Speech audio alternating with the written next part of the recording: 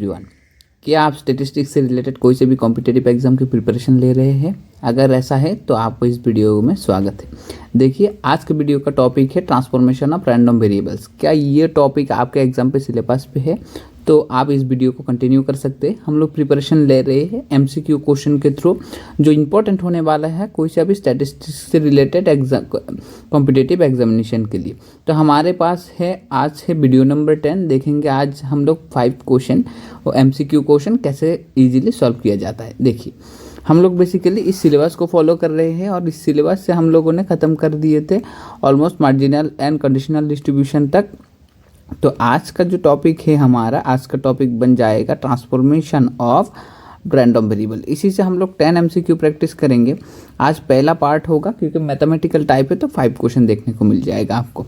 Okay, आज के पहले क्वेश्चन में क्या दिया गया है? आज के पहले क्वेश्चन में दिया गया है x is a random variable with PDF f of x equal to e⁻⁻x², जहाँ पे x का रेंज 0 से बड़ा है, मतलब 0 to इन्फिनिटी।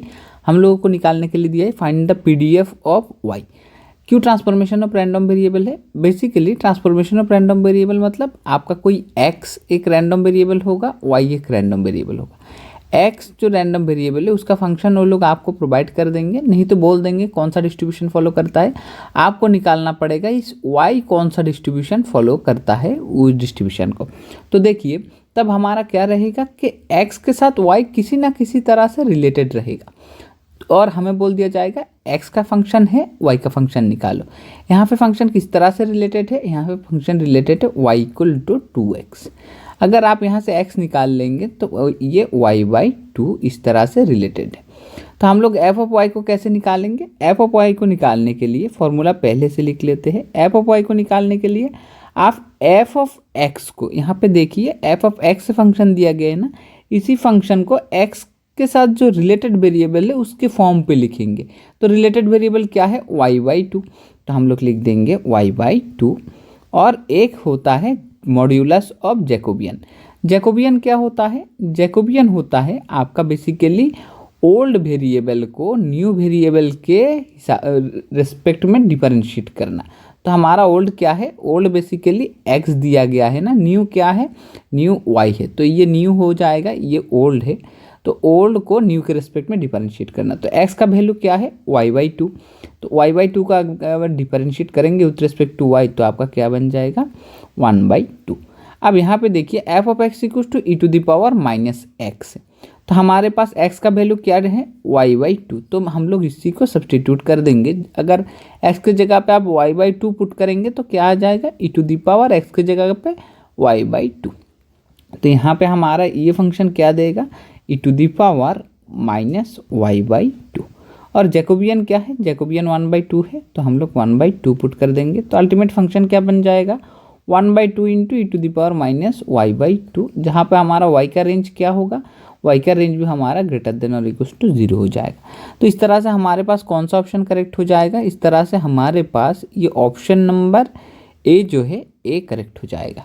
आई होप आप लोगों को समझ में आ गया है। इसका एक्सप्लेनेशन दिया गया है, एक्सप्लेनेशन है इस तरह से एक्सप्लेनेशन दिया गया है। चल सेकंड नंबर क्वेश्चन को देखिए। सेकंड नंबर क्वेश्चन में दिया गया है आपको x फॉलो कर रहा है क्या? x फॉलो कर रहा है यूनिफॉर्म 0, 1।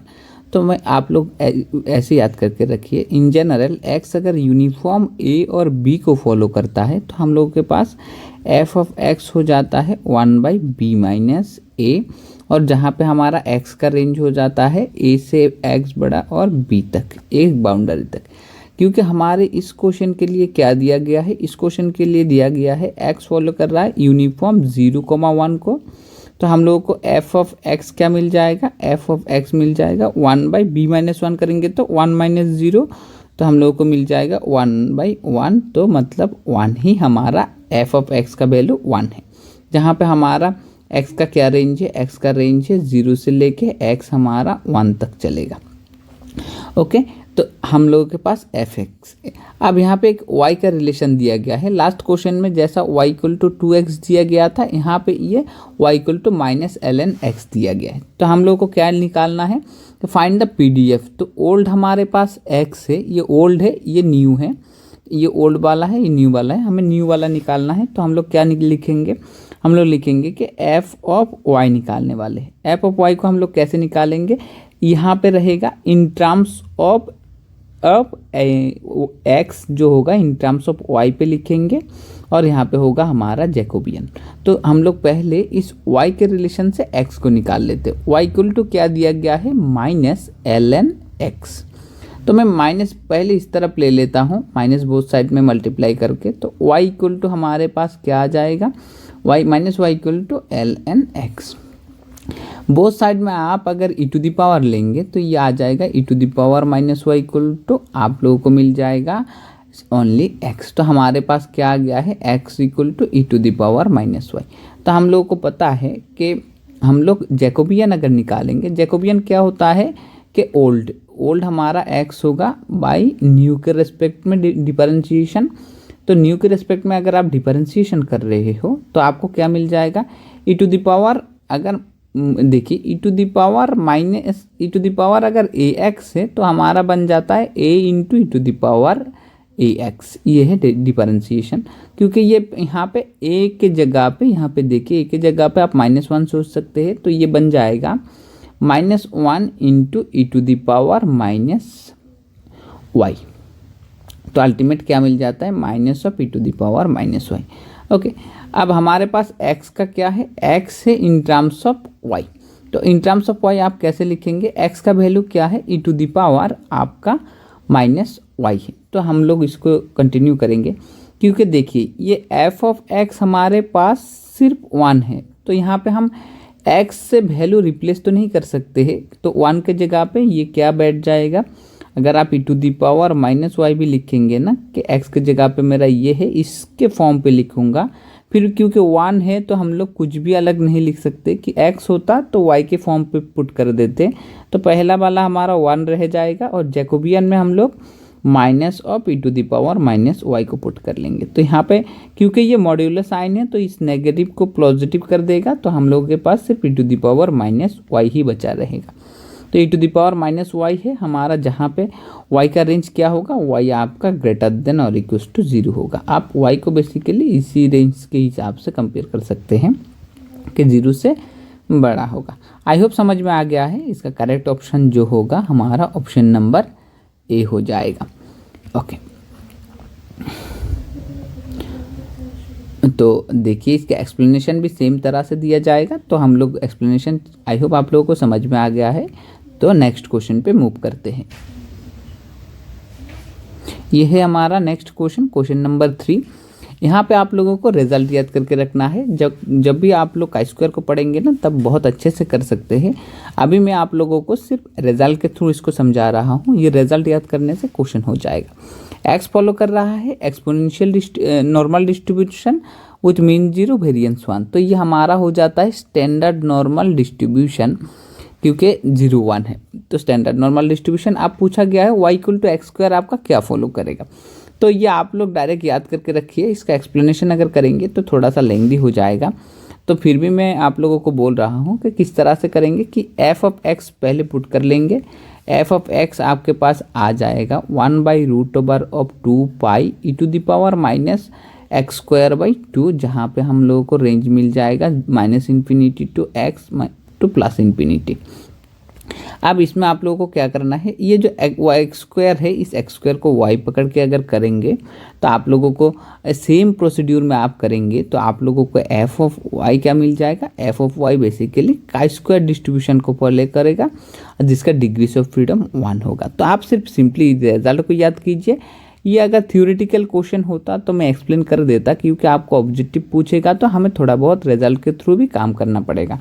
हर एक क्वेश्चन को आप प्रूफ नहीं कर सकते। अगर इसको करेंगे भी ना, जो फंक्शन आएगा वो काई स्क्वायर 1 फॉलो करेगा, तो उसको पहचान के अगर करने के लिए जाएंगे तो 5 से 10 मिनट लग जाएगा।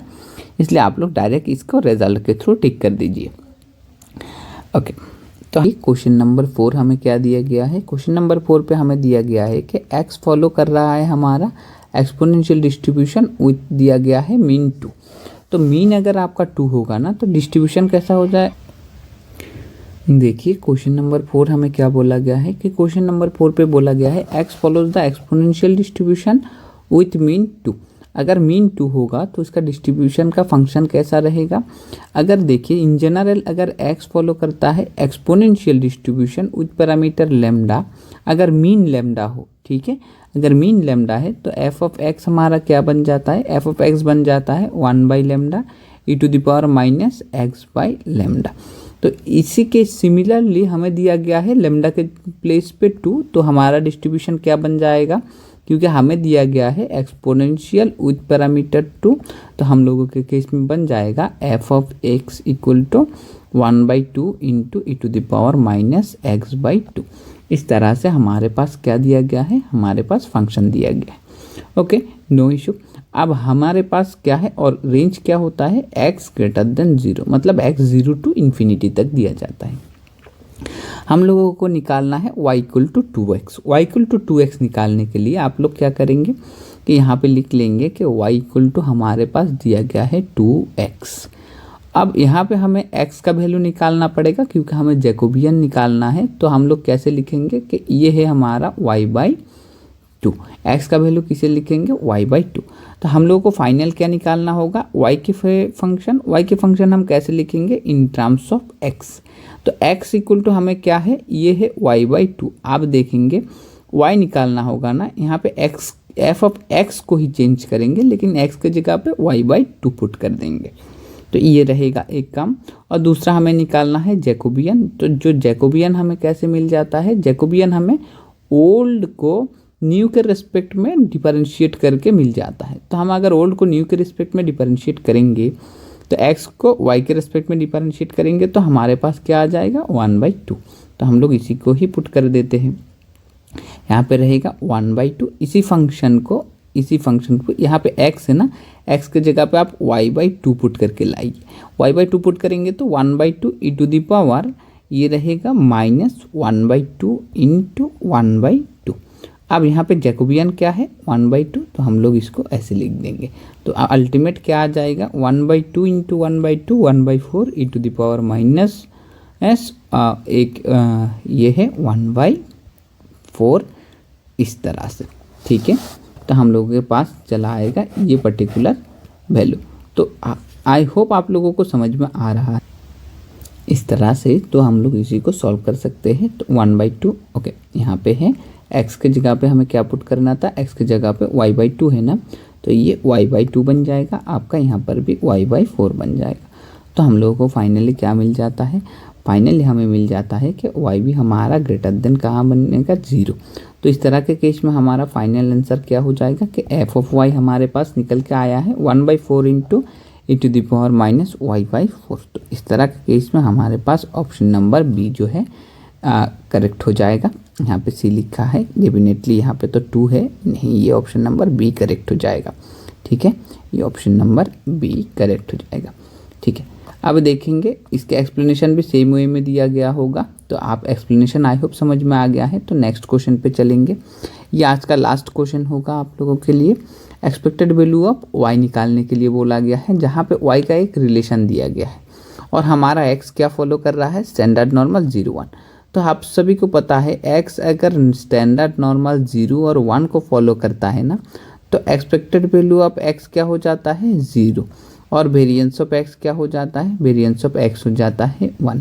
हमें तो दो और फॉर्मूले की ज़रूरत होगा, वो है अगर expected value of constant into variable होता है, रैंडम वेरिएबल, तो हमारा फॉर्मूला हो जाता है a into expected value of x, जहाँ पे ये x होगा हमारे पास एक कांस्टेंट, ठीक है।